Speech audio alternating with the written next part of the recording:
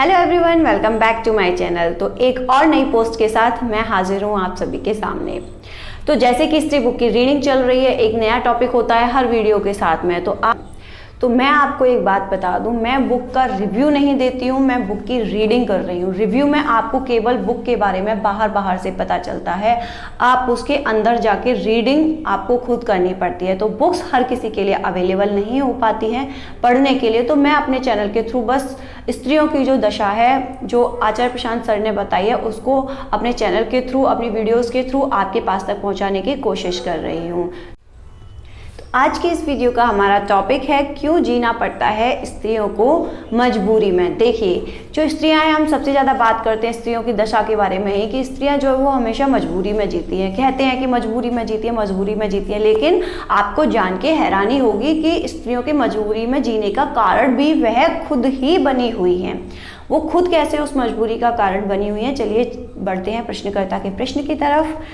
वो कह रही हैं कि एक डेढ़ उम्र महिला है, वो एक बुजुर्ग महिला की तरफ इशारा करके बोलती हैं कि मैम ने बंधनों की बात की तो मैं भी वैसा महसूस करती हूँ। मुझे ऐसा लगता है कि बंधन कुछ उम्र तक ही होता है, पर जब इनको देखा कि ये अभी तक बंधनों में बंधी हुई हैं तो मुझे अच्छा महसूस नहीं हो रहा है। परिवार वालों की ओर से भी अगर मैं बात करूँ तो वो लोग सहज महसूस नहीं करेंगे कि मैं यहाँ आऊँ। मैं यहाँ उनसे छुप कर आई हूँ। इसका मतलब वो साफ बता रही हैं कि उनके परिवार वालों को सहज महसूस नहीं होता कि वो सत्र को किसी को भी ज्वाइन करें, तो वो उनसे छुप कर, उनसे झूठ बोल कर आई हैं, या मैं उनसे लड़कर आऊँ। वो कह रही हैं कि मैं किस तरीके से आऊँ आपसे जुड़ने के लिए इस सत्र में, या तो मैं उनसे छुप के आऊँ या मैं उनसे लड़कर आऊँ, तो क्या ठीक रहेगा दोनों में से। ठीक है, एक मुसीबत में से निकालने के लिए क्वेश्चन पूछा जा रहा है। अब इसी क्वेश्चन का सही तरीके से कैसे उत्तर दिया गया है जानेंगे। थोड़ा सुनिए कि स्त्रियां क्यों मजबूर हैं खुद ही अपनी इस स्थिति के लिए, वो कैसे जिम्मेदार हैं। दोनों ही स्थितियों में सोच उन्हीं की बात रही है, यानी कि अब जब वो क्वेश्चन पूछे हैं तभी वो सोच किसके बारे में रही है, अपने परिवार के बारे में ही सोच रही हैं। तो फिर भगवान कौन हुआ? वही भगवान है।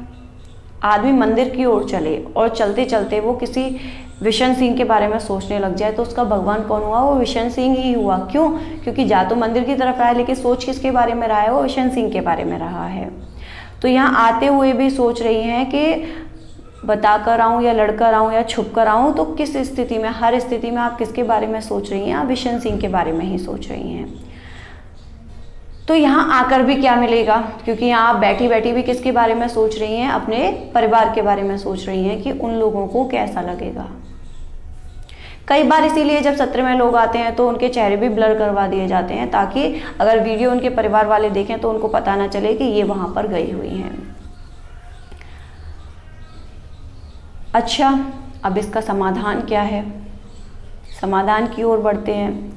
तो समाधान ये है कि आप पढ़ी लिखी हैं, आप सक्षम हैं कुछ करने के लिए, कोई रोजगार करने के लिए। आपके अंदर कोई बीमारी नहीं है, आप अपने देश में हो, भाषा भी ठीक है, काम का अनुभव भी अच्छा हो गया है, और इस शहर को सबसे अच्छी बात कि आप अच्छे से जानती भी हो, तो कैसा भी डर नहीं है। तो फिर दबाव क्यों है? तो फिर ये डर क्यों, दबाव क्यों? परिवार ने बड़ी मजबूती से पकड़ रखा है। तो फिर वही बात कर दी, कौन सी मोह माया की, जिससे निकलने की हम हमेशा बात करते हैं कि उससे निकल कर बाहर आइए। तो फिर हम कहाँ आएंगे? हम आएंगे तथ्यों के ऊपर। तथ्य कौन से? वही कि तुम्हारा बिगड़ क्या जाएगा, शरीर भी ठीक है, पढ़ी लिखी हो, काम का अनुभव अच्छा है, शिक्षा मजबूत है आपकी, शरीर से मजबूत हो, तो फिर कोई तुम्हारा बिगाड़ क्या लेगा। लेकिन यहाँ बात क्या आती है? भावनात्मक निर्भरता की, कि इमोशंस। तो एक बात हो गई बात कि आपने कोई कुत्ता पाला और मम्मी ने कहा कि इस कुत्ते को रोटी तुम्हें खिलाओगी, चाहे बाहर वाले भी रोटी लेकर आए, लेकिन वो रोटी कुत्ते को अपने हाथ से तुम्हें खिलानी है। तो वो कुत्ता क्या होगा? एक भावनात्मक तौर पे वो किससे जुड़ जाएगा? तुमसे जुड़ जाएगा, भावनात्मक तौर पे जुड़ गया। क्यों? Emotion is mostly economics. तो भावनात्मक निर्भरता और आर्थिक निर्भरता है। मत कहो कि ये भावनात्मक निर्भरता, ये आर्थिक निर्भरता भी है। तुम्हें लगता है कि आर्थिक है, तो तथ्यों पर आते हैं। वास्तव में तुम्हें आर्थिक तौर पर निर्भर होने की आवश्यकता है। क्यों है वो आवश्यकता? क्योंकि तुम्हें कुछ लालच है। लालच के अलावा, लालच की वजह से आप गुलामी की ओर खुद बढ़ते हो। लालच कैसा है? वो लालच ये है कि आप बंधी हुई हो। कैसे बंधी हुई हो? हो सकता है चैतन्य रूप से तुम ऐसे ना सोचती हो, पर हो सकता है कि वैसे बात सुनने में भद्दी लगेगी, लेकिन मन की गहराई में उतरो तो कहीं ना कहीं तुमको आर्थिक आकर्षण दिखाई देता है, इसलिए तुम बंधी रह जाती हो। और ऐसा यानी कि ऐसा या इस प्रकार के जो बंधन होते हैं ना, इसमें स्त्रियों को ही ज़्यादा अनुभव होते हैं। ये क्यों? क्योंकि वे आर्थिक रूप से निर्भर रहती हैं। किसके ऊपर? कभी पिता के ऊपर तो कभी पति के ऊपर। इस बारे में तो हम हर वीडियो में अमूमन चर्चा कर ही लेते हैं। तो मजबूरी क्या है? मजबूरी यही है कि देखिए बंधी हुई किस तरीके से रहती है। कहीं पर जाती है, मान लीजिए किसी सत्संग में गई हैं सुनने के लिए, तो वो शाम के टाइम का सत्संग है, तो जैसे ही 9 बजने वाले होते हैं, 8-9 बजेंगे, वहाँ उस सत्संग में से पुरुष बैठे रहेंगे, लेकिन स्त्रियाँ वहाँ 8 बजते ही या थोड़ा सा लगेगा 7 बजे दिन छुपने लगा तो उठकर चल देती हैं। क्यों? उन्हें लगता है कि ये हमारी जिम्मेदारी है, इस तरीके से चीज़ें बना दी गई हैं, घर पे जाना है, काम धंधा देखना है। इस तरीके से वो जुड़ जाती हैं और इस तरीके के दबाव स्त्रियों के ऊपर ही ज़्यादा होते हैं। क्यों? वो भावनात्मक थी इसलिए उठ करके चली जाती हैं और हर उम्र की होती हैं। 15 से लेकर के 65 वर्ष तक की महिलाएं होती हैं वहाँ। अब जरा बात उस तथ्य की करते हैं जो सामने देखने के लिए मिलते हैं। वो क्या है? विवाह के बाद भारत में जैसी परिपाटी है उसमें स्त्री को अचानक आर्थिक लाभ बहुत हो जाता है।